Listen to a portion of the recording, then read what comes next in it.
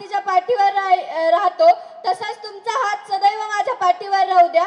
आणि जर आपण शिवरायांचे विचार आज जपले असते तर हा अन्याय झालाच नसता आणि एक समाजसेवकाचा म्हणजे जसं माझ्या वडिलांची जी आज हत्या झाली ती झालीच नसती। माझी एकच प्रशासनाला एकच विनंती आहे की जे आरोपी आहेत त्यांना कठोरात कठोर शिक्षा झालीच पाहिजे। हाक दिली लेकीने आणि संख्या आली लाखोने, आज ही परिस्थिती झाली आहे। कारण की जो आज आपल्याला अन्याय झालाय तो दूर करायचा आहे, त्या न्यायाकडे जायचंय, त्यासाठी कोणाचा जीव गमवावा लागत असेल याबाबत दुःखद कोणतीच गोष्ट नाहीये। म्हणून मी प्रशासनाला एक विनंती करते की ज्याप्रमाणे माझ्या वडिलांची हत्या झाली अशीच हत्या दुसऱ्या कोणाची होऊ नये, त्यामुळे आरोपींनाही कठोरात कठोर शिक्षा झालीच पाहिजे। मी दोनच शब्दात तुम्हाला व्यक्त होणार आहे।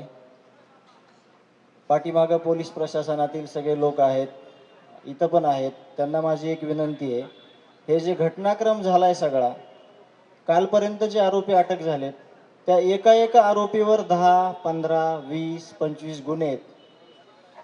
कुठलीच कारवाई त्यांच्यावर नाही घडली, त्यांना सगळं अभय झालं।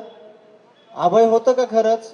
त्यांना कुणीतरी पाठीराखे होते म्हणून ह्या घटना घडल्या। माझा भाऊ आज जिवंत असता जर सगळ्या गोष्टी ज्या ती त्यावेळेस केल्या असत्या, आणि ही संघटित गुन्हेगारी बीड जिल्ह्यातील आहे आणि या संघटित गुन्हेगारीला जर कायमचा ताळेबंद करून एक महाराष्ट्राला आदर्श दाखवून द्यायचा असला तर माननीय मुख्यमंत्री साहेब, तुम्ही आम्हाला आश्वासन दिल्याप्रमाणे, तुम्ही अधिवेशनात बोलल्याप्रमाणे तुम्हाला आतापर्यंत सगळ्या गोष्टी जिल्ह्यातल्या जवळपास कळाल्यात।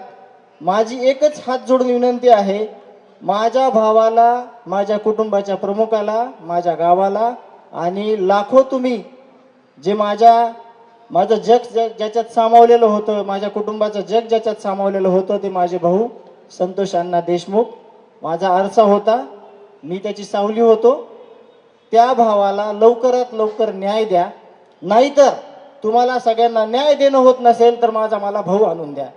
एकच मागणी करतो, ह्या सगळ्या जे संघटित आरोपी आहेत त्यांचे CDR काढा। इथं पुण्यामध्ये काय काय घटनाक्रम घडला, कुठं ते थांबले, त्यांना कोण भेटले, त्या सगळ्यांचे CDR काढा। काय जितकी लाईन लागायची तेवढी लागू द्या, एकदाच दाखवून द्या असं की गुन्हेगारीला कुठेही कुणी पाठीराखण करत नाही। आरोपीला कठोरातली कठोर शिक्षा द्या, देशमुख कुटुंबाला नव्हे तर सगळ्या 18 पगड जातीला जे आज रस्त्यावर आले त्यांना न्याय द्या, एवढी माझी हात जोडून विनंती आहे।